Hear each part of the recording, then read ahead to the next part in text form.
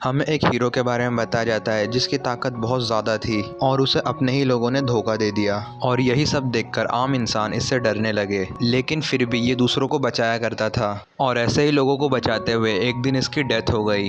इसके सामने एक गॉड आ गई और इसने गॉड से एक विश मांगी कि इसको एक नॉर्मल लाइफ चाहिए और हमारे मेन कैरेक्टर एलन की आंख खुल जाती है। इसके बाद उसका छोटा भाई उसको बुलाने आया था कि चलो तुम्हें डैड बुला रहे हैं। उसका भाई कहता है कि तुम्हारी वजह से आज तक मुझे बहुत ज़्यादा दिक्कतें हुई, लेकिन आज तुम्हें डैड नहीं छोड़ेंगे। उसके बाद हमें एलन को दिखाया जाता है जो कि उनके डैड के सामने झुका हुआ था। डैड कहते हैं तुम्हें ड्यूकल हाउस में रहते हुए करीब 15 साल से ज़्यादा हो गए हैं, लेकिन तुम्हारा पावर लेवल अभी तक बस एक ही है और साथ ही तुम्हारा पावर स्टेटस भी वो भी बिल्कुल नॉर्मल है। और सबसे बुरी बात, तुम्हारे पास किसी भी तरह की पावर नहीं है, जबकि गॉड ने इस दुनिया में सबको पावर्स दी है, लेकिन पता नहीं क्यों तुम्हारे पास पावर नहीं है और तुम जैसा बेवकूफ़ इस बात को अच्छी तरह से समझ सकता है।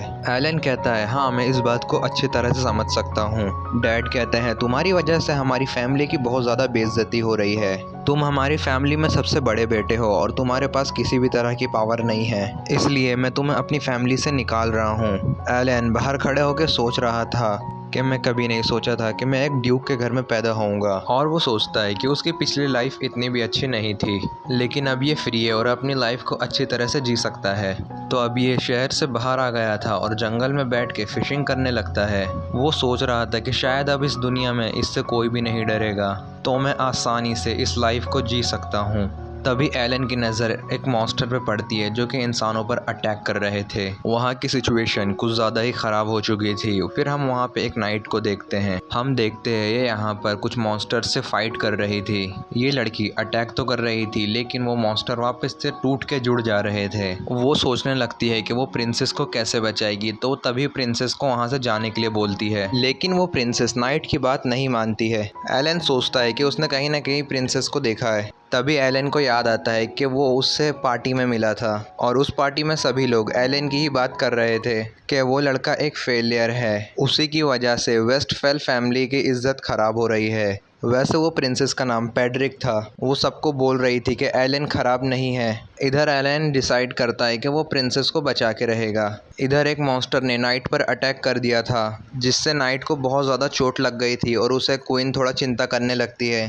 एलन अपनी पहली दुनिया की पावर यूज़ करके वो प्रिंसेस की तरफ जाने लगता है। उधर एक मॉन्स्टर प्रिंसेस पे अटैक करने ही वाला था, लेकिन तभी प्रिंसेस एलन नाम चिल्लाती है और तभी अचानक एलन आके उस मॉन्स्टर को पकड़ लेता है। वो एलन को यहाँ पर देखकर काफ़ी ज़्यादा शॉक होती है। वो बोलती है एलन तुम यहाँ क्या कर रहे हो, लेकिन एलन बोलता है हम इस बारे में बाद में बात कर लेंगे। फिर तभी उस पर 2 और अटैक हो जाते हैं। एलन अपनी पावर यूज़ करता है, तभी उसको दूसरे एनिमल्स के सोर्स दिखने लगते हैं और एक बहुत ही खतरनाक से स्वॉर्ड अटैक करता है, जिससे सारे मॉन्स्टर वहीं पे मर जाते हैं। तभी हम वो नाइट को देखते हैं जो कि क्वीन से माफ़ी मांग रही थी। वो बोल रही थी कि सॉरी मैं आपको प्रोटेक्ट नहीं कर पाई। तभी एलन नाइट के पास आता है और उसकी जो चोटें थी वो उसको ठीक कर देता है, जिसके बाद वो नाइट पूरी तरह से ठीक हो गई थी।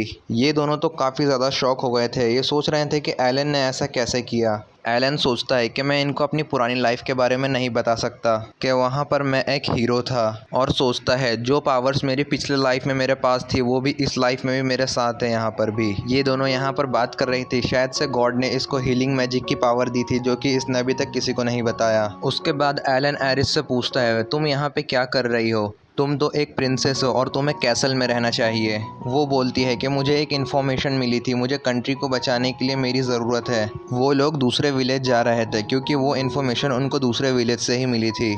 प्रिंसेस एलन से पूछती है कि तुम यहाँ पे क्या कर रहे हो।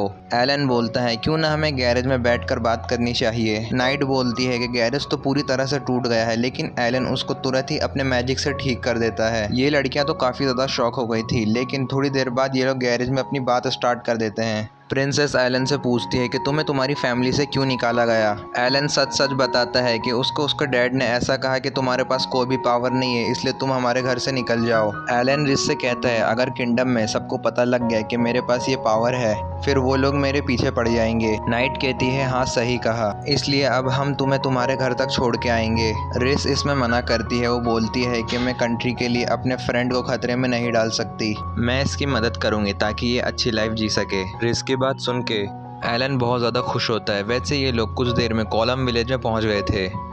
वैसे ये लोग यहाँ पे देख के बहुत ज़्यादा शॉक हो गए थे क्योंकि इस विलेज में कोई भी नहीं था। रिस को ऐसा लगता है कि शायद यहाँ पे किसी मॉन्स्टर ने अटैक किया था। एलन बोलता है नहीं, ऐसा कुछ भी नहीं है, अगर ऐसा कुछ होता तो मुझे उनकी प्रेजेंस महसूस हो जाती। नाइट बोलती है ये काफ़ी ज़्यादा अजीब है, जब से तुम हमारे साथ हो तो हम पे किसी मॉन्स्टर ने अटैक नहीं किया। उसके बाद प्रिंसेस बोलती है ऐसा भी हो सकता है उन मॉन्स्टर को हंटर्स ने मार दिया हो, या फिर ऐसा भी हो सकता है वो लोग विलेज में आने से डरते हो। थोड़ी दूर चलने पर उन्हें वहाँ पे बहुत सारे लोग मिल जाते हैं। इनको लगता है यहाँ पे किसी चीज़ की मीटिंग चल रही थी। फिर हम देखते हैं एक आदमी एक लड़की को अपने घर से बाहर निकाल रहा था। तभी हमारी प्रिंसेस उस लड़की से पूछती है कि तुम यहाँ पे क्या कर रही हो। लेकिन जो दूसरी लड़की थी उसका नाम अकीरा था, लेकिन उस लड़की को कुछ भी याद नहीं था वो क्या कह रही है। और अकीरा बोलती है कि तुम कौन हो और तुम्हें मेरा नाम कैसे पता। प्रिंसेस गुस्सा हो जाती है और बोलती है अरे तुम तो वही हो जिसने मुझे खतरे के बारे में बताया था। फिर अकीरा को सब याद आ जाता है और अकीरा उससे माफ़ी मांगती है। अकीरा बोलती है कि मुझे पुरानी बातें याद नहीं रहती। नाइट एलन से ये पूछती है क्या तुम्हें वेरेवर के बारे में पता है। एलन बोलता है ये क्या चीज़ है, मुझे इस चीज़ के बारे में नहीं पता। नाइट बताने लगती है कि वो एक तरह के पावर स्किल है और वो गॉड सिर्फ एक ही आदमी को देता है और वो पावर काफ़ी ज़्यादा खतरनाक होती है और जिसको भी वो पावर मिलती है हम लोग उसे हीरो कहकर बुलाते हैं। खैर अकीरा के पास भी वो पावर है और वो एक हीरो है। नाइट कहती है लेकिन इसके पास भी लाइटनिंग पावर है। एलन सोचता है क्या ये लोग यहाँ पे हीरो को बचाने आए हैं। फिर सीन चेंज होता है, हम देखते हैं ये लोग एक रेस्टोरेंट में आ गए थे। उसके बाद अकीरा सबको बताने लगती है कि वो इस विलेज से गुजर ही रही थी, तो तभी उसके पास एक बच्चा आ जाता है और उस बच्चे को सभी लोगों ने ड्रैगन के पास सेक्रीफाइस होने के लिए भेजा था। और यही सब देखकर वो विलेज के चीफ से मिलने यहाँ पर आई थी, लेकिन वहाँ के चीफ ने उनकी एक भी बात नहीं सुनी। नाइट कहती है शायद से उस ड्रैगन ने इन विलेज के लोगों को डराया होगा।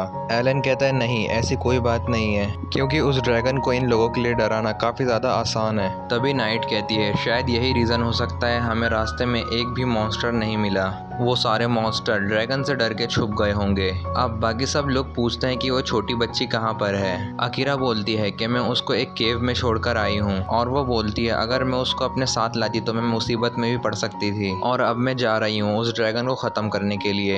एलन एकदम ही पूछता है कि विलेज के लोगों ने तुम्हें उस ड्रैगन को मारने के लिए नहीं कहा, तो तुम ऐसा करने क्यों जा रही हो। अकीरा कहती है क्योंकि उस बच्चे ने मुझसे रिक्वेस्ट करी थी कि मेरी जान बचा लो, तो मुझे उसकी जान बचानी होगी। तभी प्रिंसेस और नाइट उठ जाते हैं और बोलते हैं कि वो भी अकीरा के साथ जाएंगी क्योंकि उसने ही मेरी जान बचाई थी। एलन कहता है क्यों ना मैं भी तुम्हारे साथ चलूं। रिस कहती है कि तुम्हारे मिशन का क्या हुआ, तुम्हें तो एक नई जर्नी स्टार्ट करनी थी। एलन कहता है वैसे तो तुमने सही कहा, लेकिन मैं अपने दोस्तों को ऐसी मुसीबत में छोड़ के कहीं नहीं जा सकता, तो मैं भी तुम्हारे साथ चलूँगा। नेक्स्ट सीन में सभी लोग जंगल में आ गए थे, लेकिन तभी अकीरा अपना प्लान बताना शुरू करती है कि मैं सामने से उस पर अटैक करूँगी तो तुम लोग साइड से उस पर अटैक कर देना।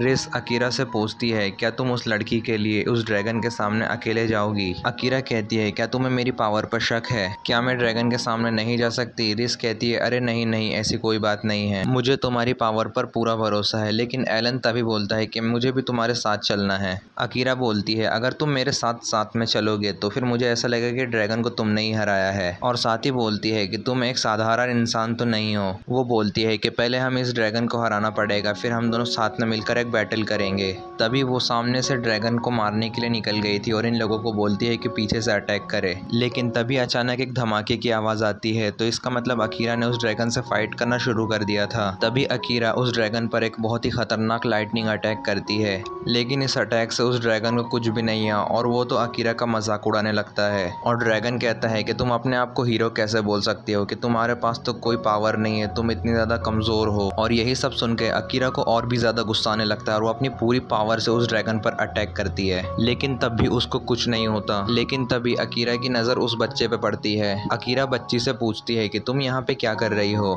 एकदम से ही ड्रैगन कहता है ये तो वही बच्ची है जिसको मैंने छोड़ा था। अकीरा सुनकर थोड़ा हैरान हो जाती है कि तुमने इस बच्ची को क्यों छोड़ा था। ड्रैगन बोलता है मैंने इस बच्ची को जानबूझकर छोड़ा था क्योंकि मुझे इसके आंखों में वो डर दिखा जो कि मुझे पसंद था। वैसे ही मुझे कोई इंसान को मारने में कोई दिलचस्पी नहीं है, मुझे सिर्फ लोगों के चेहरों पर डर देखना अच्छा लगता है, जैसा कि अभी तुम्हारे फेस पर आ रहा है। लेकिन तभी अकीरा को बहुत ज़्यादा गुस्सा आने लगता है और वो उस ड्रैगन पे एक बहुत खतरनाक सा अटैक करती है। तभी वो ड्रैगन अकीरा पे एक बहुत खतरनाक अटैक करता है। अकीरा इस अटैक से काफ़ी ज़्यादा दूर जाके गिरती है और अकीरा की हालत एक ही अटैक में बहुत बहुत ज़्यादा ख़राब हो गई थी। वो ड्रैगन अकीरा को बस मारने ही वाला था, लेकिन तभी एलन आकर उस ड्रैगन का पंख काट देता है। तभी वो ड्रैगन काफ़ी ज़्यादा शॉक हो जाता है और बोलता है कि तुमने ये कैसे किया, तुम तो बस एक मामूली इंसान हो। एलन कहता है नहीं, ये तो बस तुम्हारी सोच है। तभी एलन अपनी पावर का यूज़ करके उसका एक वीक पॉइंट ढूंढ लेता है, लेकिन फिर भी ड्रैगन उसको उल्टा सीधा बोल रहा था कि तुम तो सिर्फ एक कमज़ोर इंसान हो। लेकिन तभी एलन प्रिंसेस की तरफ देखता है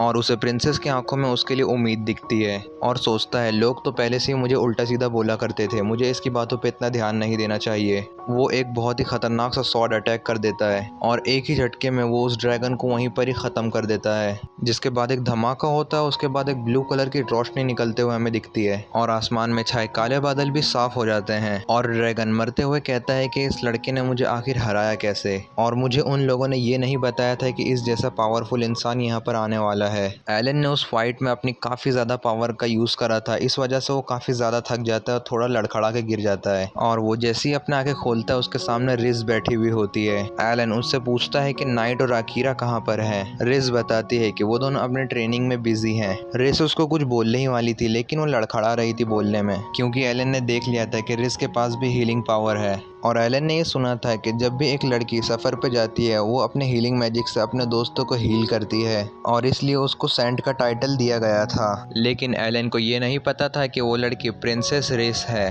और रेस इससे माफ़ी मांगती है कि ये सीक्रेट रखने के लिए। तभी एलन बोलता है कि तुम मेरे लिए कोई प्रिंसेस नहीं हो, तुम मेरी एक बहुत अच्छी दोस्त हो मेरे लिए, और ये सुनकर रेस को अच्छा लगता है। लेकिन तभी अकीरा एलन को बुलाने लगती है कि वो साथ में ट्रेनिंग कर सके। उसके बाद ये लोग अपने अपने रास्ते जाने लगते हैं। रेस अकीरा से बोलती है कि हम लोग तुम्हें आगे तक लिफ्ट दे सकते हैं। अकीरा बोलती है कि मुझे अकेले ही अपने सफ़र में निकलना है। वैसे इस लड़की को अकीरा से बहुत अटैचमेंट हो गई थी, इसलिए वो भी इसके साथ रहेगी अब और वो इस बच्ची का ध्यान रखेगी। लेकिन एक बात उसको अभी भी परेशान कर रही थी कि वो एक हीरो होकर एक ड्रैगन को नहीं हरा पाई, इसलिए वो हीरो कहलाने के लायक नहीं है और उसे ऐसा लगता है उसके पास जो डिवाइन स्वॉर्ड है उसे एलन को दे देना चाहिए। लेकिन एलन उसे लेने से मना कर देता है, कहता है उस छोटी बच्ची को देखो, उस बच्ची की सबसे बड़ी हीरो तो तुम ही हो, इसलिए तुम्हें वो स्वॉर्ड रखनी चाहिए। ये सब सुनकर तो अकीरा बहुत ज़्यादा शर्मा गई थी, वो शर्मा के उनसे दूर हट गई थी। फिर वो लोग अपने अपने रास्ते चले जाते हैं। फिर हम एलन के डैड का सीन देखते हैं जो कि एलन ने बर्बाद कर दिया होता है। उनका प्लान था रेड ड्रैगन का इस्तेमाल करके प्रिंसेस और हीरो को दोनों को मारने का। अब ये सब देखकर ब्रैड को भी काफी ज्यादा गुस्सा आने लगता है, क्योंकि उसने उनको मारने के लिए पहले बहुत सारे मॉन्स्टर भेजे थे और अब तो रेड ड्रैगन भी उसमें फेल हो चुका है। फादर कहते हैं अभी तुम्हें शांत रहना चाहिए, क्योंकि अभी हमें नेक्स्ट अटैक के लिए थोड़ा मटेरियल की जरूरत पड़ेगी। ब्रैड कहता है ऐसे तो हमारे हाथ से प्रिंसेस और अकीरा दोनों हमारे हाथ से निकल जाएंगे। फादर कहते हैं वो लोग कहीं भी जाए, रहेंगे तो किंगडम में ही और हमें ये मौका दोबारा से मिल जाएगा। फिर फादर उस आदमी से एल्फ के बारे में पूछते हैं। आदमी कहता है आप टेंशन मत लीजिए, मैं उसका सर आपके हाथ में पहुंचा दूंगा और ये गॉड और इस किंगडम से बदला लेना चाहता है, इसलिए ये सारा कुछ कर रहा है।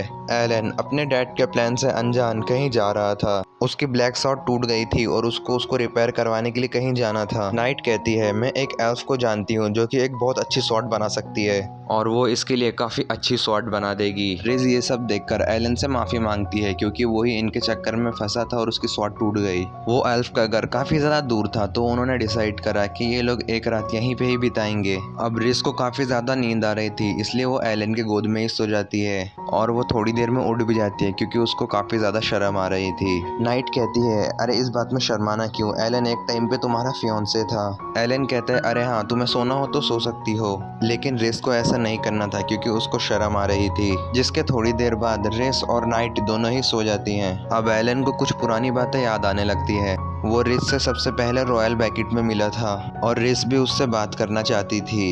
एलन पूछता है ऐसा क्यों है। रिस बताती है कि उन दोनों की एंगेजमेंट पक्की हो गई है। नेक्स्ट डे का सीन दिखाया जाता है। ये लोग क्रेलन सिटी पहुंच जाते हैं और यहाँ पे सारे लोग बहुत ही अच्छे हैं। नाइट कहती है उस ब्लैक सुमित का घर यहीं पे थोड़ी दूर पे है। वो लोग थोड़ी देर में पहुंच जाते हैं। बाकी ये घर थोड़ा अजीब लग रहा था, क्योंकि यहाँ से कोई भी हथौड़े की आवाज़ नहीं आ रही थी। एलन कहता है तुम लोग यहीं रुको, मैं जाके चेक करके आता हूँ। यहाँ का दरवाज़ा फिर हमें खुला मिलता है। ये तीनों अंदर चले जाते हैं। तभी एलन एल्फ की बनाई हुई चीज़ों को देख रहा था। तभी उसे रेस के घबराए हुए आवाज़ सुनाई देती है। एलन उधर के साइड देखता है कि उधर एक एल्फ बेहोश पड़ी हुई है।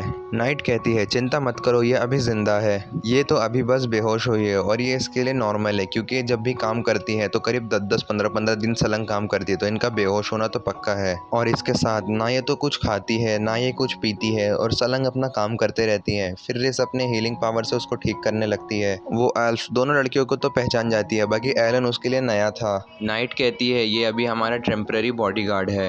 एल्फ समझ जाती है, वो बोलती है शायद तो तुम्हें इसके लिए एक शॉट चाहिए होगी। एल्फ मना कर देती है क्योंकि अभी मेरे पास कोई भी टाइम नहीं है और मुझे बहुत सारी शॉट्स बनाना है, और वैसे भी इसके पास पहले से ही एक तलवार है। एलन बताता है ये टूट चुकी है। एल्फ पहचान जाती है कि ये तलवार उसी ने बनाई थी। ये अपने मैजिक का यूज़ करती है तलवार को चेक करने के लिए। उससे पता लगता है कि एलन ने इसे अपनी पूरी लिमिट तक यूज़ किया है, इसीलिए वो अपने मन को बदल लेती है और वो बोलती है कि मैं एलन के लिए एक नई स्वॉर्ड बनाऊंगी। एल्फ कहती है क्या तुम्हें एक ऐसी स्वॉर्ड चलेगी जो कि एक डिवाइन स्वॉर्ड से भी ज़्यादा ताकतवर हो, क्योंकि डिवाइन स्वॉर्ड को सिर्फ एक हीरो ही चला सकते हैं। एल्फ को एलन की स्वॉर्ड देखकर पता चलता है कि एलन डिवाइन स्वॉर्ड से भी ज़्यादा पावरफुल स्वॉर्ड को भी चला सकता है, और वो कोई भी एल्फ भी हो बाकी ऐसे ही किसी के लिए डिवाइन स्वॉर्ड नहीं बना सकती। लेकिन उसे पता चल गया था कि एलन काफ़ी ज़्यादा पावरफुल है और वो ऐसी स्वॉर्ड को चला सकता है, और इसीलिए वो सब एलन से ये सब बातें पूछ रही थी। और इतने अच्छे ऑफर को एलन मना भी कैसे करता। तो एलन इस बात में हाँ कह देता है। तभी एल्फ वो अपने काम के लिए तैयार हो जाती है और वो इन तीनों को घर से धक्का मार के बाहर निकाल देती है।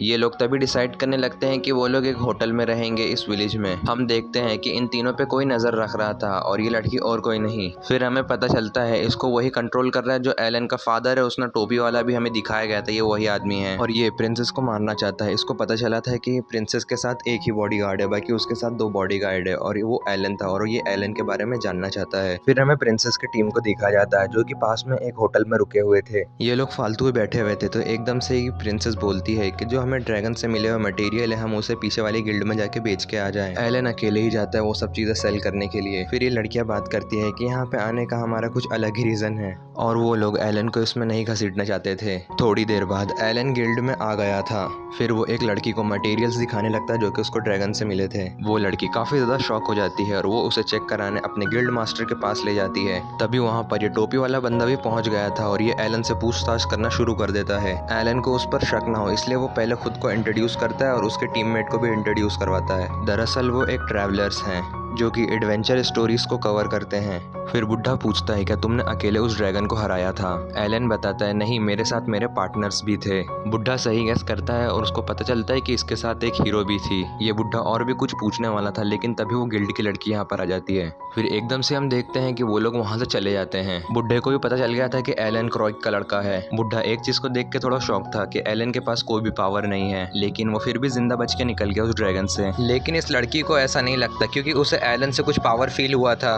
एलन और उसके दोस्त फिर से उस एल्फ से मिलने जाते हैं लेकिन वो एल्फ आज भी बेहोश पड़ी हुई थी। लेकिन हमारी प्रिंसेस फिर से उसको हील करके उठा देती है। एल्फ उठ के बोलती है कि मैंने तुम्हारे लिए एक परफेक्ट शॉट बना दी। वो बोलती है मैंने इसको बनाया है इसलिए मैं इसको एक बार यूज होते हुए देखना चाहती हूँ। लेकिन रेस उसको जाने से मना करती है क्योंकि वो अभी भी बहुत ज्यादा कमजोर है। कुछ दिनों में एल्फ भी ठीक हो जाती है तो ये लोग शॉट को जंगल में चेक करने के लिए आए हुए होते हैं। एलन को ये बात काफी ज्यादा अजीब लगती है कि नोएल एक एल्फ होने के बाद भी एक ब्लैक स्मिथ है। नोएल उसे एक कहानी सुनाने लगती है कि वो जब छोटी थी तो वो अनाथ थी और उसे एक डॉल्फ ने अडॉप्ट किया था। उसका नाम वेनेसा था और वेनेसा ने कभी इसको फोर्जिंग नहीं सिखाई थी, लेकिन तब भी नोएल उसको अपना मास्टर समझा करती थी और नोएल को अपनी पर्सनल बातें बताने में थोड़ा तो अजीब लग रहा था, तो वो शर्माते हुए थोड़ा भाग के आगे निकल जाती है। एलन को यहाँ पे बुढ़ा और लड़की मिलते हैं लेकिन एल्फ एलन को बुलाती है तो ये लोग यहाँ से निकल जाते हैं। कुछ तो सीक्रेट था जो कि इस बुढ़े ने सबसे छुपा के रखा है। तभी बुढ़ा लड़की से कहता है कि तुम इन दोनों पर नजर रखना।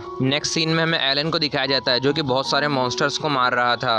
तभी नोवेल उसकी शॉट को लेके उसे एनालाइज करने लगती है। वो ये देखकर हैरान थी कि एलन ने इस शॉट को काफी अच्छे से इस्तेमाल करा है। इस वजह से इस शॉट पे कोई भी डेंट और स्क्रैच नहीं पड़ा और ना ही इसकी कोई ब्लेड डल पड़ी है।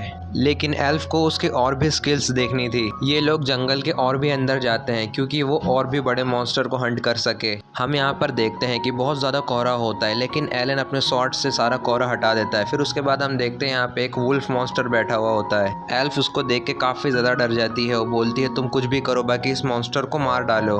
फिर हमें पास्ट का सीन दिखाया जाता है जिस वक्त एल्फ उसके मास्टर को रुकने के लिए कह रही थी लेकिन उसकी मास्टर काम पर ही ध्यान देती, उसकी बातों को इग्नोर करती है और बिना कुछ खाए पिए अपने काम को पूरा कर रही थी, लेकिन एक दिन फाइनली इसने वो शॉट बना ली जो उसको बनाना था। उसके बाद हमें प्रेजेंट का सीन दिखाया जाता है जहाँ पे एलन बोलता है हाँ तुम चाहती हो मैं इसको मार दूं, लेकिन ये अभी सो रहा है और हम पर अटैक भी नहीं कर रहा है, तो हमें ऐसे निर्दोष को नहीं मारना चाहिए। एल्फ कहती है मुझे इससे अपना बदला लेना है क्योंकि इसने मेरे मास्टर को मारा था। एलन कहता है हाँ मैं तुम्हारे दर्द को समझ सकता हूँ, पर मुझे नहीं लगता तुम्हारी तलवार इसको मार पाएगी। अब नेक्स्ट सीन में हमें एलन को दिखाया जाता है जो कि प्रिंसेस से पूछ रहा था कि आखिरकार आप लोग यहाँ पर क्यों आए थे। रेस उसको बताने लगती है कि दरअसल हमारी फैमिली में एक रॉयल किंगडम का बंदा था जिसका कुछ समय पहले रहस्यमय ढंग से मौत हो गई और उसका सिर्फ सर ही बचा था, और हमें ऐसा लगता है कि शायद इसके पीछे एक डीमन हो सकता है। लेकिन एलन को ऐसा नहीं लगता। फिर हम बुढ़े की पार्टनर को देखते हैं जो कि उसी वुल्फ के सामने खड़ी हुई थी। वो वहीं पर खड़े खड़े कुछ बोलती है कि आखिर वो एलन कितना ज्यादा ताकतवर है।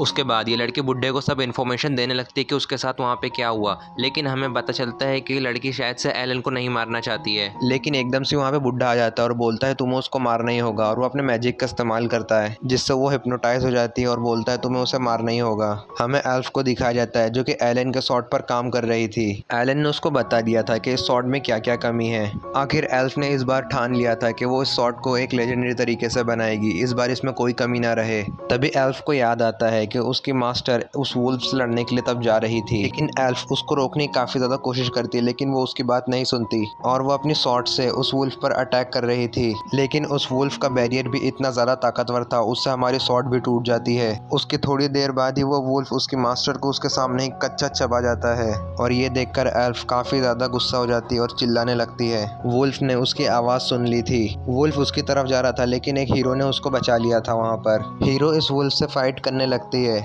और हीरो की स्वॉर्ड इतनी ज़्यादा ताकतवर थी वो उस वुल्फ को एक तलवार मार ही देती है, जिसके थोड़ी देर बाद वो वुल्फ को हरा भी देती है। हीरो उस बच्चे से आके पूछती है क्या तुम ठीक हो, लेकिन एल्फ रोते हुए कहती है आखिर कैसे, मेरे मास्टर की स्वॉर्ड जिसमें उसने इतनी ज़्यादा मेहनत करी थी वो उस वुल्फ के सामने टिक नहीं पाई, लेकिन तुम्हारी स्वॉर्ड ने उस वुल्फ को आसानी से हरा दिया। हीरो उससे पूछती है आखिर क्या हुआ, लेकिन एल्फ कोई भी जवाब नहीं देती। वो अपने आप में ही सोच रही थी मैं एक ऐसी स्वॉर्ड बनाऊंगी जिसे कोई भी ना हरा पाए और साथ ही वो कभी भी ना टूट पाए। फिर प्रेजेंट में हम एल्फ को देखते हैं जो कि उसने उस स्वॉर्ड को बना लिया था और वो अब उस स्वॉर्ड को लेकर जंगल की तरफ जा रही थी। वो अपने मन में कह रही थी मुझे माफ करना इस स्वॉर्ड को ले जाने के लिए। वो उस वुल्फ की तरफ आगे बढ़ती है और वो वुल्फ के पास जाके उस वुल्फ पर अटैक कर देती है, लेकिन वो वुल्फ पहले ही उठ चुका था और वो उसको दूर फेंक देता है। ये तलवार को तो यहाँ पर कुछ नहीं हुआ होता, लेकिन एल्फ को थोड़ी चोटें लग चुकी थी। अब वो वुल्फ उस लड़की की तरफ धीरे धीरे आगे बढ़ ही रहा था। फिर हम एकदम से ही देखते हैं कि वो बुढ़ा वहाँ पर आ जाता है। उम्मीद है आप लोग ये बुढ़े को तो नहीं भूले होगे। वो बुढ़ा कहता है कि तुम काफ़ी ज़्यादा ताकतवर हो और मैं ये कहना चाहता हूँ कि तुम हमारी टीम को भी ज्वाइन कर लो, और हाँ अगर तुम ऐसा नहीं करोगी तो ये वुल्फ तुम्हें यहीं पर ही ख़त्म कर देगा। तभी वो लड़की गुस्सा होकर बोलती है तुम अपना मुंह बंद रखो, मैं तुम्हारी टीम में नहीं आने वाली। मुझे पता है कि तुम मेरे पावर्स का गलत इस्तेमाल करोगे, और हाँ मैं अपने मास्टर का बदला लेकर रहूंगी। बुढ़ा मुस्कुराते हुए कहता है कि तुमने गलत टाइम पे गलत डिसीजन लिया है और अब तुम्हें यहाँ पे मरना ही होगा। वो अपने वुल्फ से अटैक करा देता है उस लड़की के ऊपर, लेकिन तभी वहाँ पर एलन आ जाता है और वो एल्फ के सामने खड़ा हो गया था। बुढ़ा यहाँ पे एलन को देखकर कहता है ओ तुम भी यहाँ पे पहुँच गए, चलो अब ये भी अच्छा है कि अब तुम्हारी मौत भी यहीं पर लिखी है। मुझे लग रहा था कि तुम कोई और हो, बाकी मैं समझ गया तुम वही लड़के हो, और हाँ तुम मुझे देखने में काफ़ी ज़्यादा पावरफुल लग रहे हो। एलन कहता है चलो अब तुम्हें पता लग गया है कि मैं पावरफुल हूँ, लेकिन अभी तक तुमने मेरी पावर देखी कहाँ है। बूढ़ा कहता है कि तुम अब यहाँ पे मरने वाले हो और तुमने यहाँ पर आके सबसे बड़ी गलती कर दी अपनी। और वो कहता है तुम्हें तो याद होगा कि मेरे साथ एक मेरी साथी भी थी और वहाँ पे प्रिंसेस और रोनाइट अकेली होगी,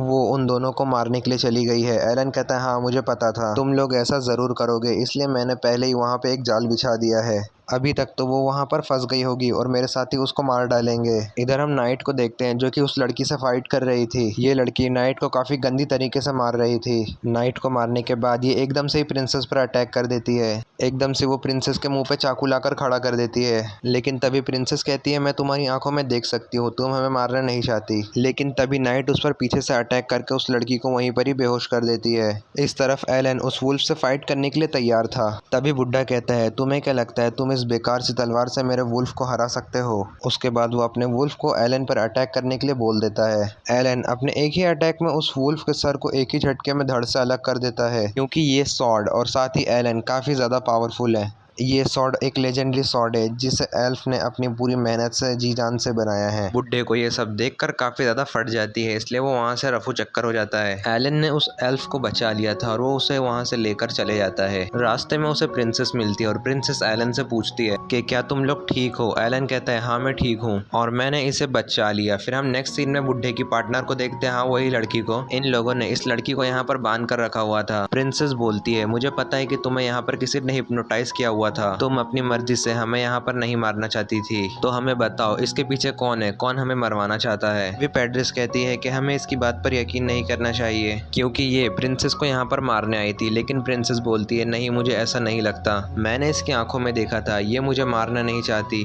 फिर हम साइड में एल्फ को देखते हैं जो कि इनकी सारी बातें सुन रही थी और फिर उसे अपना पास्ट याद आने लगता है कि जब वो छोटी थी उसको उसके मास्टर ने गोद ले लिया था। तभी एल्फ कहती है मैं इसे संभाल लूंगी, तुम इस लड़की को मेरे ऊपर छोड़ दो। एल्फ कहती है मैं इस लड़की को अडॉप्ट करना चाहती हूँ। ये लड़की ये सब सुनकर काफ़ी ज़्यादा शॉक हो जाती है क्योंकि आज तक किसी ने उसके लिए ऐसा कुछ भी नहीं किया। एल्फ कहती है मैं इस लड़की को अपने साथ रखूंगी और इसको काफ़ी कुछ सिखाऊंगी, लेकिन पैड्रिस उसे ऐसा करने से मना करती है। एल्फ कहती है अरे तुम टेंशन मत लो, मैं इसका ध्यान रख लूंगी और ये ऐसा वैसा कुछ करती है तो मैं इसको सज़ा भी दूंगी। और एलन ये बात सुनकर उस पर एग्री हो जाता है और कहता है चलो फाइनली अब ये सारा कुछ यहीं पर ही खत्म हुआ। अब एलन जंगल में आकर अपने स्वॉर्ड से प्रैक्टिस करने लगता है और इस स्वॉर्ड से निकले हुए अटैक काफी ज्यादा ताकतवर थे। फिर तभी हमें उस बुड्ढे को दिखाया जाता है। बुड्ढा कहता है मैंने वहां से भागकर काफी ज्यादा अच्छा करा, अगर मैं वहां पर कुछ देर और रुकता तो मैं वहां पर मारा जाता। लेकिन तभी बुड्ढे को वहां पर कुछ महसूस होने लगता है, उसको पता चलता है कि उस पर किसी ने अटैक किया है, तो वो उस अटैक से बचने के लिए नीचे कूद जाता है। बुड्ढा ये देखकर थोड़ा शॉक हो गया था कि उस पर आखिर ये अटैक किसने किया और ये अटैक इतनी दूर तक पहुंचा कैसे। तभी हम देखते हैं यहाँ पे काफी बड़ा डीमन आ जाता है। डीमन यहाँ पे आकर कहता है वो वही हो तुम इंसान। ये कहने के बाद उसने बूढ़ों को तो काम तमाम कर दिया था और जो इसने मारा था इससे बहुत तेज आवाज आई थी, तो एलन भी वो सुनकर वहां पर आ गया था। एलन ने वहां पर सिर्फ एक हैट पड़ी हुई देखी। उसके बाद नेक्स्ट सीन में हम देखते हैं वो डीमन एलन के डैड के पास पहुंच गया था। एलन का भाई उस डीमन से कहता है तुमने उस बुड्ढे को मार के काफी अच्छा किया, अगर हम उसको नहीं मारते तो वो हमारा सारा प्लान लोगों को बता देता और तुम्हारा नेक्स्ट मिशन ये है, तुम्हें प्रिंसेस और उसके सारे साथियों को खत्म करना होगा। उसके बाद हमें प्रिंसेस का एक पुराना सीन दिखाया जाता है। जब वो छोटी थी वो अपने अंकल के साथ कहीं जा रही थी, अचानक से ही उनकी गाड़ी पर किसी मॉन्स्टर ने अटैक कर दिया था। अंकल प्रिंसेस को बचाने के लिए बाहर मॉन्स्टर से लड़ने के लिए निकल जाते हैं। प्रिंसेस ये सब कुछ देख रही थी, तभी एक मॉन्स्टर उस पर अटैक कर देता है। तभी उसके अंकल उसको बचाने के लिए वहां पर आ जाते हैं, उसको एक अटैक भी मारते हैं। बाकी उस मॉन्स्टर को उस अटैक से कुछ भी नहीं हुआ होता, लेकिन उसके बाद वो मॉन्स्टर भी उस पर अटैक करता है जिससे उसके अंकल काफी बुरी तरीके से घायल हो जाते हैं और मॉन्स्टर को मारने के चक्कर में अंकल खाई में गिर जाते हैं और इसी तरह रिस ने अपने अंकल को खोया था। अब हम प्रेजेंट में इन तीनों को देखते हैं। ये किसी गांव में आए हुए थे, यहाँ पे किसी चीज़ की तैयारी चल रही थी। एलन यहाँ पे देख के थोड़ा शौक था कि आखिर यहाँ पे क्या हो रहा है, तो एलन ने आखिरकार किसी से पूछ लिया कि यहाँ पे क्या हो रहा है। एक बंदा बोलता है हम यहाँ पे हमारे पूर्वजों की आत्मा को बुलाकर उनकी पूजा करने वाले हैं। हमारी नाइट को ये सब चीज़ें थोड़ी अजीब लगती है तो यहाँ पर अलर्ट हो जाती है। ये लोग फिर उसको बताने लगते हैं अरे यार ये बिल्कुल भी अजीब नहीं है, ये तो बस एक हमारा फेस्टिवल है और इस फेस्टिवल में हम सिर्फ भूतिया कपड़े पहनते हैं और आग के सामने नाचते हैं। आप लोग इसे एक हेलोवीन फेस्टिवल टाइप मान सकते हो। उसके बाद प्रिंसेस उससे पूछते हैं कि आपने यहाँ पर एक सिल्वर आर्मर वाले बंदे को देखा है, क्योंकि मैंने वो अफवाह सुनी है कि उस बंदे को यहाँ पर देखा गया है, लेकिन बदकिस्मती से गांव वालों ने इसके बारे में कुछ भी नहीं सुना था। रिस को ऐसा लगता है कि शायद ये अफवाह थी और हमने ये गलत सुना था। फिर हम एक बंदे को देखते हैं जिसकी बॉडी मूवमेंट तो बहुत ज्यादा अजीब थी। एलन ये चीज को नोटिस करता है और उसको लगता है शायद इस जगह पे कुछ ना कुछ तो गड़बड़ है। कुछ देर बाद ये लोग एल्फ के पास जाते हैं और उसको सारी खबर बता देते हैं कि हम जनरल के मर्डरर को ढूंढ रहे हैं, लेकिन अभी हमारे पास क्लू नहीं है। नाइट कहती है अगर हमें एक छोटी सी चीजें मिल गई तो हम उससे उसका पता लगा सकते हैं। एकदम से एल्फ को कुछ याद आया था। वो बोलती है कि मुझे मेरे रेगुलर कस्टमर ने बताया था कि जिस गांव में तुम गए थे उस गांव में एक घोस्ट है जो कि सिल्वर आर्मर पहन के रखता है और उस घोस्ट के ऊपर खून के कुछ धब्बे हैं और मुझे ऐसा लगता है उसको रॉयल फैमिली से कुछ दुश्मनी है और शायद से वो घोस्ट सिर्फ कब्रिस्तान में ही दिखता है। तभी वहाँ पे वो लड़की कुछ गिरा देती है तो नाइट्स काफी ज्यादा डर जाती है, तो सबको इससे पता लग गया था कि उसको भूत से डर लगता है। रेस ने ही फाइनल कर लिया था कि वो गांव में जाके ये सब पता करेगी। वैसे हमारे प्रिंसेस का नाम ही रेस है, ओके, लेकिन एलन को ऐसा लगता है नहीं, इसके पीछे मुझे लगता है किसी डीमन का हाथ है, क्योंकि कोई डीमन ही किसी को जिंदा कर सकता है। एल्फ नाइट को भूतों की बातें बताकर डराने लगती है। उसके बाद सब लोग कब्रिस्तान में आए हुए थे। ये लोग कब्रिस्तान में इन्वेस्टिगेशन के लिए यहाँ पर आए थे। हमारी नाइट तो फुल चौकन्ना थी। उसके बाद हमें वो बंदा दिखाया जाता है जिसकी बॉडी मूवमेंट थोड़ी ख़राब थी। वो उन लोगों को अपने शहर के मेयर के पास लेके जाता है। वैसे इस घर की कंडीशन देख के लग रहा था कि ये एक हॉन्टेड हाउस है। तभी एलन उस आदमी से पूछता है कि तुम कब्रिस्तान में यहाँ क्या कर रहे थे। वो कहता है मैं तो बस यहाँ से गुजर रहा था और मेरी नज़र तुम पे पड़ी, इसलिए मैं तुम्हारी मदद करने यहाँ पर आ गया। जिसके बाद हम देखते हैं ये लोग घर में आ जाते हैं और विलेज हेड बोलता है कि मैंने भूत वाली कोई भी अफवाह नहीं सुनी। प्रिंसेस ये सुनकर थोड़ा हैरान हो जाती है। अभी हमारे वहाँ फेस्टिवल का टाइम चल रहा है, इसलिए तुम्हें एक रात रुक के हमारे वहाँ यहाँ से जाना चाहिए। इसमें सब लोग एग्री हो जाते हैं। जब रेस सोने लगती है तो हम यहाँ पे देखते हैं रेस को वही वाले सपने आने लगते हैं जब वो उसके अंकल के साथ थी और रियली ये दोनों काफ़ी ज़्यादा क्लोज थे। वो अपने अंकल को अपने फादर जैसा समझती थी। अंकल उसको बताने आए थे कि वो कुछ दिनों के लिए कहीं बाहर जा रहा है और वो बताते हैं कि तुम्हें अपने लोगों से क्लोज रहना चाहिए और जितने ही तुम उससे क्लोज रहोगी वो तुम्हारी उतने ही साथ रहेंगे। तभी उसकी नींद टूट जाती है। वो उठ के बाहर की तरफ जाके देखती है, तभी उसको सिल्वर आर्मर वाला बंदा दिख जाता है। वो बंदा बिल्कुल उसके अंकल जैसा ही दिख रहा था।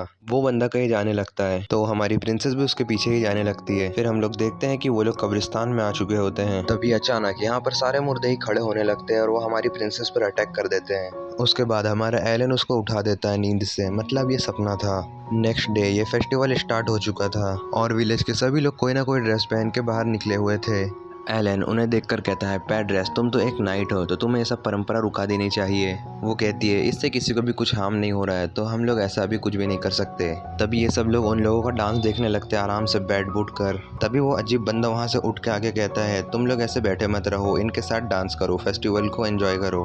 प्रिंसेस कहती है मुझे अभी आराम करना है, तुम लोग चाहो तो वहाँ पे जाके डांस कर सकते हो। नाइट और एलन दोनों ही डांस के लिए वहाँ पे निकल जाते हैं, लेकिन एकदम ही प्रिंसेस को उसके अंकल की आवाज़ आने लगती है। अब वो आवाज़ सुनते सुनते जंगल में पहुँच गई थी। अब उसके अंकल उसके सामने खड़े हो गए थे। अंकल कहते हैं जंगल में ऐसे अकेले आना कहीं से भी खतरे से खाली नहीं है। रेस अपने अंकल को सामने देखकर थोड़ा तो हैरान होती है और पूछती है अंकल आप इतने टाइम से कहाँ पर थे? हमने आपको ढूंढने की काफ़ी ज़्यादा कोशिश करी थी लेकिन हमें तो आपकी बॉडी तक नहीं मिली थी। अंकल कहते हैं मुझे रॉयल फैमिली से बदला लेना था, इसलिए मैं अपने आप को छुपा के रख रहा था। इसलिए पर मेरे पास तुम्हें बताने के लिए कुछ है। तुम्हारा बड़ा भाई और तुम्हारे फादर तुम्हें मारना चाहते हैं। तुम्हारे फादर उन सभी को मारना चाहते हैं जिनके पास पैदाइशी गिफ्ट हो कुछ, यानी कि स्पेशल पावर्स जो कि उनको जन्म के टाइम पे मिली थी, जैसे हीरो को मान सकते हो आप। उनको ऐसा लगता है जिन लोगों के पास इतनी खतरनाक पावर हो तो वो लोग कभी भी विलेज पर अटैक करके विलेज को ख़त्म कर सकते हैं। अंकल को भी लगता है इसके पास भी एक गिफ्ट है। अंकल कहते हैं तुम मेरे साइड हो जाओ, मैं तुम्हें बचाना चाहता हूँ। रिस कहती है अगर मैं अपने फादर से बात करूँ तो शायद इसका कोई सॉल्यूशन निकल जाए। और उसने ये भी कहा कि मुझे मेरे अंकल ने कहा था कि मुझे लोगों पर भरोसा करना चाहिए। ये सब सुनकर अंकल उस पर अपनी तलवार से अटैक कर देते हैं, लेकिन उसके सामने हमारा एलन आ जाता है। अंकल बोलते हैं अरे ये तो वही लड़का है जो कि तुम्हारा एक्स फियांसे था, इसके पास तो कोई पावर नहीं है, ये मुझे कैसे रोकेगा। एलन उन सब बातों को इग्नोर करते हुए अपनी पावर का इस्तेमाल करके उसके धागे तोड़ देता है। इसका मतलब अंकल को कोई कंट्रोल कर रहा था। वैसे रिस को समझ में नहीं आया कि एलन ने यहाँ पर क्या किया। अंकल रिस को बताते हैं कि मैं पहले से ही मरा हुआ हूँ और साथ ही ये भी कि किंग तुम्हें नहीं मरवाना चाहते, जो उसे मरवाना चाहता है वो असल में डीमंस हैं, और जो मेरी दुश्मनी है रॉयल फैमिली के साथ वो तो असल में है। एल्फ्रेड सेकंड टाइम पैदा हुआ, मतलब वो छोटा भाई था तो उसको किंग नहीं बनाया गया। और काफ़ी सारे लोगों ने उनके बीच दरार डालने की कोशिश की। अंकल ने डिसाइड करा कि वो एक नाइट बनेगा क्योंकि वो अपने दम पर अपना नाम कमा सके। अब अंकल के पास ज़्यादा टाइम नहीं बचा था, इसलिए वो एलन से 2 रिक्वेस्ट करता है। पहला कि वो रिस का ध्यान रखे और दूसरा कि वो उससे फाइट करे क्योंकि वो देखना चाहता है कि वो कितना ज़्यादा ताकतवर है। लेकिन एलन उससे आसानी से जीत जाता है। उसके अंकल तो वहीं पे ढेर हो चुके थे। अंकल बोलते हैं तुम्हें उदास होने की ज़रूरत नहीं है, तुम्हें तो तुम्हारी खुशियाँ ढूंढनी चाहिए। अब एलन विलेज चीफ से मिलने के लिए गया हुआ था और जब वो पहली बार इस गाँव में आया था कि उसको पहले ही पता लग गया था कि इस विलेज के सारे लोग पहले से ही मरे हुए सब मुर्दे हैं और इन सब लोगों को विलेज चीफ ही कंट्रोल कर रहा है। और हाँ, विलेज चीफ एक डीमन है तो इसका मतलब ये नहीं है कि वो बुरा हो। विलेज चीफ बोलता है तुम्हारी सोच काफ़ी ज़्यादा सिंपल है, और वो अपने मुर्दों को बुलाकर एलन पर अटैक करवा देता है ताकि वो एलन को भी अपने साथ ज्वाइन करा सके। लेकिन एलन सभी मुर्दों को जाल से छुड़ा देता है और उस डीमन को भी मार देता है अपनी स्वॉर्ड की हेल्प से। तो उसके बाद उसको एक रिवार्ड के थ्रू एक स्टोन मिलता है। वो डीमन एलन के डैड को आके बताने लगता है कि वो लोग इस प्लान में भी फेल हो चुके हैं, लेकिन उसका डैड कहते हैं कि हमारे प्लान में अभी भी कोई भी बदलाव नहीं आने वाला है। अब ये लोग फिर से एल्फ के विलेज में जाने लगते हैं। एलन उस पत्थर को चेक करने लगता है और उसको उससे पता पता चलता है कि उसमें से जो एनर्जी आ रही है वो ब्रेड की है, मतलब उसके भाई की। और हमें पता चलता है जो अंकल का घोस्ट आया था उसके सामने, जो उसके रियल बॉडी का हिस्सा था वो तो सिर्फ उसका सर ही था, और जिस जनरल का मर्डर हुआ था उसकी सिर्फ बॉडी मिली थी और उसका सर गायब था। एलन को इसमें कुछ कनेक्शन लगता है। फिर प्रिंसेस को एक मैसेज मिलता है, उसमें बताता है कि जनरल सिरिल अब वापस आ चुके हैं। एलन एकदम हैरान हो जाता है, वो सोचता है जो मर गया वो वापस कैसे आया। फिर हमें एक पास्ट का सीन दिखाया जाता है, हमें ब्रैड के बारे में बताया जाता है जो कि एलन के ऊपर हमेशा गुस्सा करा करता था और उससे छोटी छोटी बातों पे चिढ़ जाया करता था, और कहता है उसका बड़ा भाई एलन हमेशा उसको नीचा दिखाया करता है जैसा कि बाकी लोग करा करते हैं, क्योंकि वो बाकियों के काम में अच्छा नहीं था और वो एक फेलियर के नाम से जाना जाता था। एक दिन ब्रैड अपने फादर से मिलने के लिए जाता है। फादर कहते हैं तुम चिंता मत करो, मैं सारे गॉड्स और इस किंगडम के लोगों से बदला लेकर रहूंगा। ब्रैड को ऐसा लगने लगा कि वही सिर्फ यहाँ पर अकेला है और वो यहाँ पे सिर्फ अकेला ही राज कर सकता है, और उस दिन के बाद से वो अपने फादर के प्लान में उनके साथ काम करने लगा। फिर हमें विलेज का सीन दिखाया जाता है जहाँ पे ये अफवाह फैली हुई थी कि जनरल सिरिल वापस आ चुके हैं। सब लोग यही बात कर रहे थे लेकिन वो मारे जा चुके हैं तो वापस कैसे आए, और ये सारी बात कैप्टन एडवर्ड तक भी पहुंच गई थी। उनका असिस्टेंट उनसे पूछता है आपको क्या लगता है कि जनरल सिरिल क्या फिर से वापस आ गए हैं या फिर उनके भेष में कोई बहरूपिया है। एडवर्ड कहता है हमें इस बारे में ज़्यादा सोचने की ज़रूरत नहीं है, हम एक प्रीमियम नाइट है और हम लोगों का सिर्फ एक ही काम है, उन लोगों को रोकना जो कि इस किंगडम के लिए बुरा चाहते हैं। और सच में अगर जनरल सिरिल यहाँ पे होते तो वो भी यही चाहते, और हमें उनकी बातों को याद करते हुए हमें उनके नक्शे कदम पर चलना चाहिए। अब ये लोग चलते हुए एक सुनसान सी गली में आ गए थे और यहाँ पर एक अजीब सा बूढ़ा आदमी खड़ा हुआ होता है। क्लार्क को ऐसा लगता है कि वो उन पर हमला करेगा, लेकिन एडवर्ड उसको रुका देता है क्योंकि ये एक आर्च बिशप है। बुड्ढा कहता है मुझे तुमसे अकेले में बात करनी है। एडवर्ड उसकी बात मान जाता है क्योंकि वो बंदा काफ़ी एजुकेटेड था, तो एडवर्ड उसकी बात मान जाता है, लेकिन क्लार्क को ये सब ठीक नहीं लग रहा था। एडवर्ड क्लार्क को कहता है हमें अपने मिशन पे रहना चाहिए और हाँ मैं कहीं घूम नहीं रहा हूँ। अब वो बंदा उसे खंडर सी हवेली में लेके आ गया था। एडवर्ड उससे पूछता है कि तुम मुझे यहाँ पर क्यों लेकर आए हो, लेकिन वो बुड्ढा ये कह के निकल जाता है कि मेरा काम बस इतना ही था। एडवर्ड को कुछ भी समझ में नहीं आ रहा था, लेकिन वो जैसे ही पीछे पलटा तो उसके ऊपर एलन के फादर ने अटैक कर दिया था। एडवर्ड भी काफ़ी स्किल्ड था, इसलिए उसने उसके अटैक को रोक लिया। हमें पता चलता ये दोनों एक दूसरे को पहले से ही जानते हैं और ये लास्ट टाइम तब मिले थे जब एलन की मॉम की डेथ हो गई थी। एडवर्ड उससे पूछता है कि तुम्हारा प्लान क्या है। वो बताते हैं कि आर्च बिशप पहले से ही मेरे चंगुल में है, और इतना कहते ही वो उस पर अटैक कर देता है। एडवर्ड ये समझ जाता है कि शायद से ग्रोइक ने कुछ किया होगा। एलन के फादर अपनी वाइफ को याद करते हुए कहते हैं कि उसे इस दुनिया की ज़रूरत नहीं है। अब ब्रैड को भी वो टाइम याद आने लगता है जब उसने उसकी मॉम को मरा हुआ देखा था। वो उस वक्त काफ़ी ज़्यादा छोटा था तो उसको समझ में नहीं आ रहा कि उसकी माँ सो क्यों रही है। एलन ने उसको बताया था कि उसकी मॉम की अब डेथ हो चुकी है। उस वजह से ब्रैड सदमे में चला गया और एक फेलियर बन गया।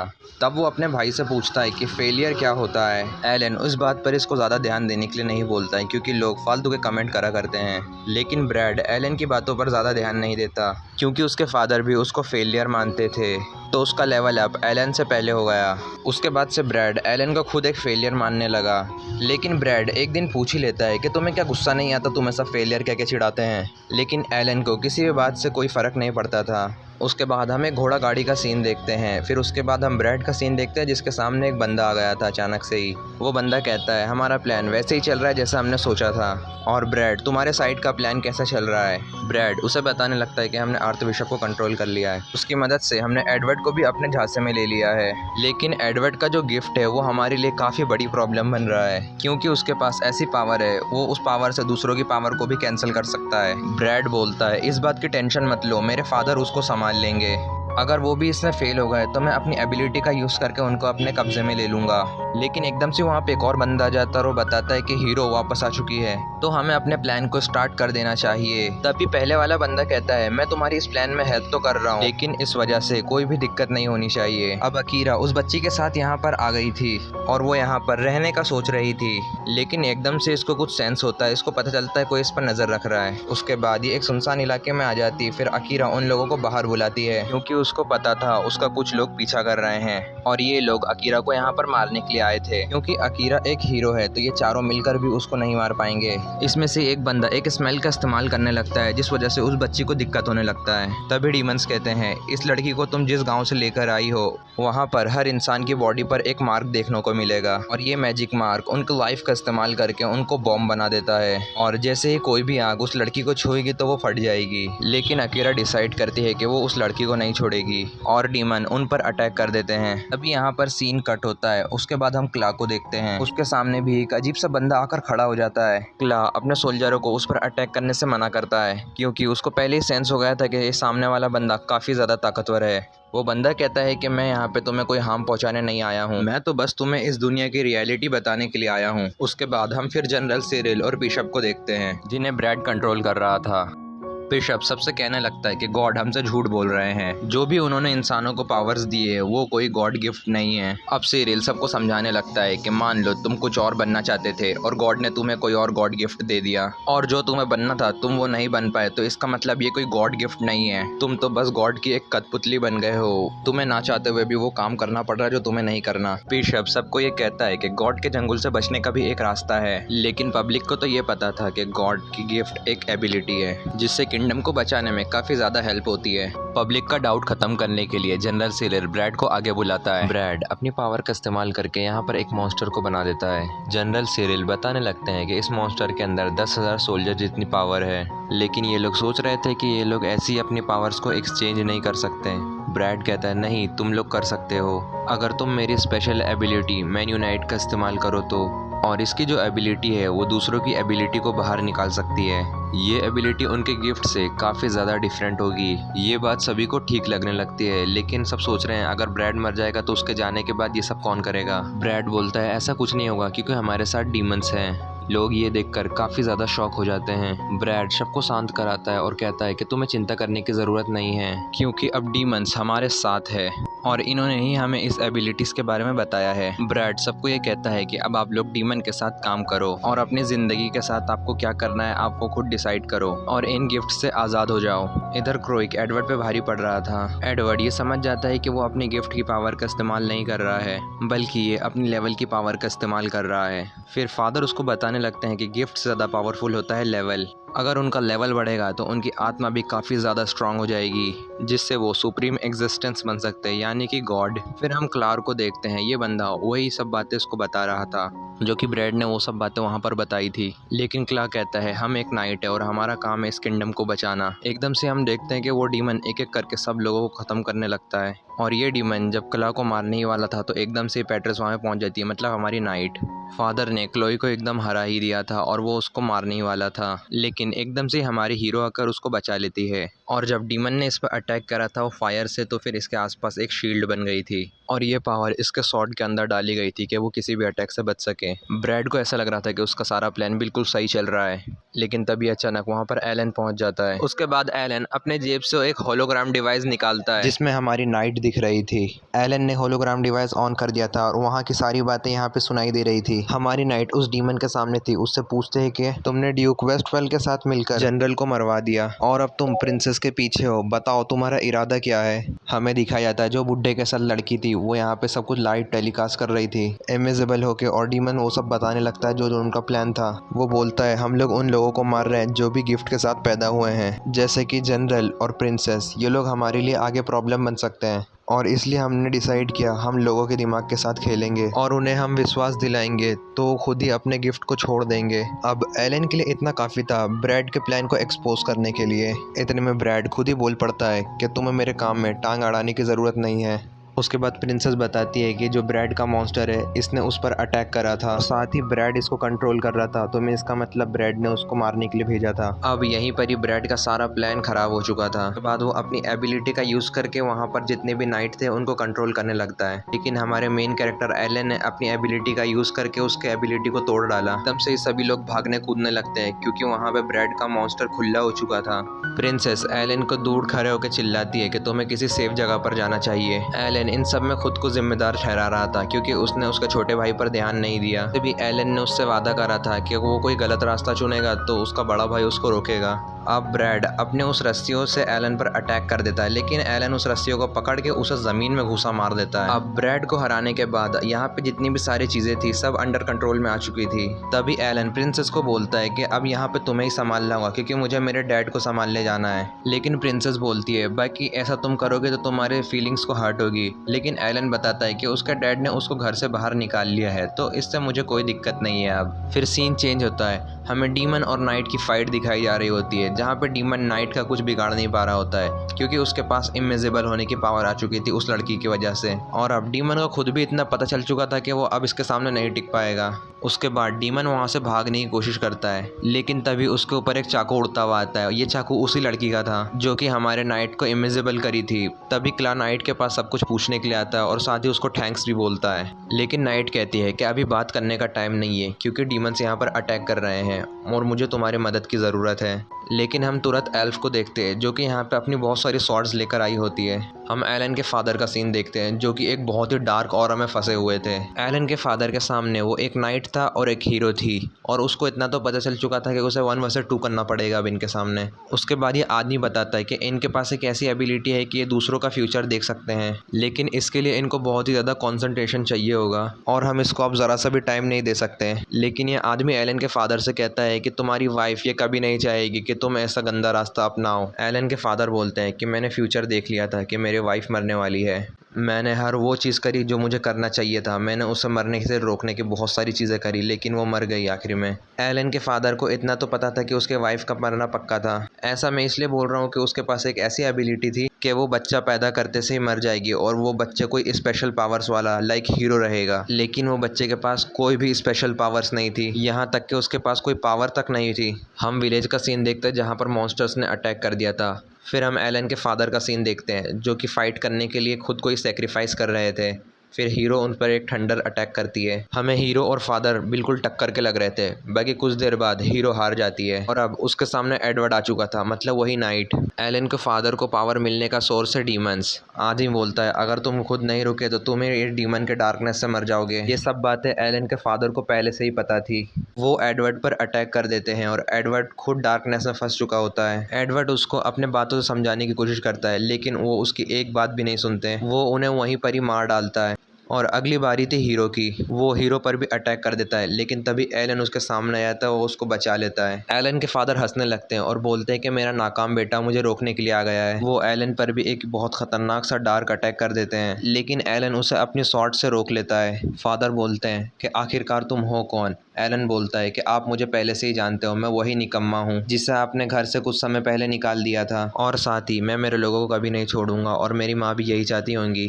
उसके बाद फादर ये सब सुनकर और भी ज़्यादा गुस्से में आ जाते हैं। फादर कहते हैं कि तुम मारियल का नाम अपनी ज़ुबान से कभी मत लेना। फादर खुद को जलाते हुए एक बहुत ही ख़तरनाक सा अटैक एलन पर कर देते हैं। ये अटैक बहुत ही ज़्यादा पावरफुल था और ये अटैक से एलन अपने फादर के अंदर का दुख, दर्द, गुस्सा सब कुछ देख पा रहा होता है जो भी उनकी ज़िंदगी में हो रहा था। एलन को फाइनली अब समझ में आने लगा था कि उसके डैड इतना गुस्से में क्यों रहते हैं, उसको इतना भगाने की कोशिश क्यों करते हैं। एलन साथ ही ये सोच रहा था कि फादर मॉम से कितना ज़्यादा प्यार करते थे, लेकिन उनके जाने के बाद फादर बिल्कुल ही बदल गए। एलन सोचता है अगर मैं यहीं पर ही मर गया तो मेरे लोगों को कौन बचा पाएगा, मेरा भाई, मेरे दोस्त। उसके बाद एलन उस सपने से निकल जाता है और अपनी फुल पावर का यूज़ करके उस डार्कनेस को ख़त्म कर देता है। एलन फादर पर एक अटैक करता है, लेकिन उस अटैक से फादर को कुछ भी नहीं हुआ होता। फादर ने अब अपने आप को पूरा ही ख़त्म कर लिया था और उनके अंदर जितनी पावर थी वो एक ही बार में सब कुछ निकाल के यहीं पर ख़त्म कर देना चाहते हैं, ताकि वो एक ही बार में पूरे किंगडम को ख़त्म कर सके। लेकिन एलन फादर को रोकने के लिए वो भवंडर था उसके अंदर घुस जाता है। अंदर आने के बाद एलन जो अपने फादर का मैजिक पॉइंट था उसके पास आता है